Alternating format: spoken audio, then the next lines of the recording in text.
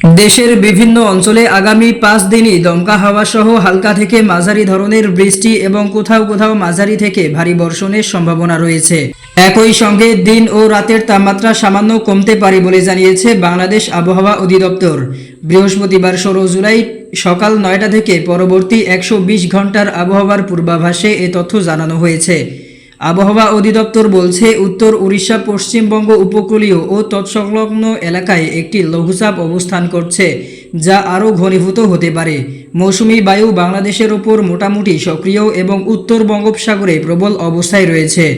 এর প্রভাবে আগামী কয়েকদিন বৃষ্টিপাতের প্রবণতা অব্যাহত থাকবে। পূর্বাভাস অনুযায়ী বৃহস্পতিবার রংপুর, ময়মনসিংহ, খুলনা, বরিশাল, চট্টগ্রাম ও সিলেট বিভাগের অনেক জায়গায় এবং রাজশাহী ও ঢাকা বিভাগের কিছু কিছু জায়গায় দমকা হাওয়া সহ বৃষ্টি বা বজ্রসহ বৃষ্টি হতে পারে।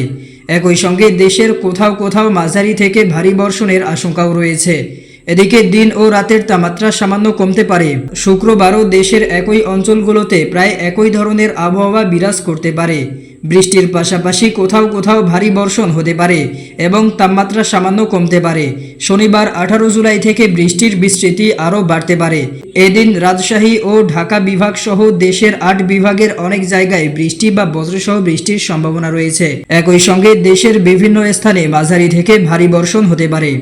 রোববার ও সোমবার 19 ও 20 জুলাই দেশের 8 বিভাগের অধিকাংশ জায়গায় বৃষ্টিপাতের সম্ভাবনা রয়েছে।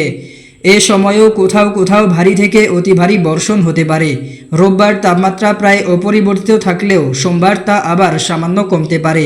বাংলাদেশ আবহাওয়া অধিদপ্তর আরও জানিয়েছে, আগামী 5 দিনের পরও বৃষ্টিপাতের প্রবণতা অব্যাহত থাকতে পারে। এদিকে বৃহস্পতিবার সকাল 6টায় ঢাকার বাতাসের আপেক্ষিক আর্দ্রতা ছিল 88%। রাজধানীতে দক্ষিণ বা দক্ষিণ পূর্ব দিক থেকে ঘন্টায় 10 থেকে 15 কিলোমিটার বেগে বাতাস প্রবাহিত হতে পারে।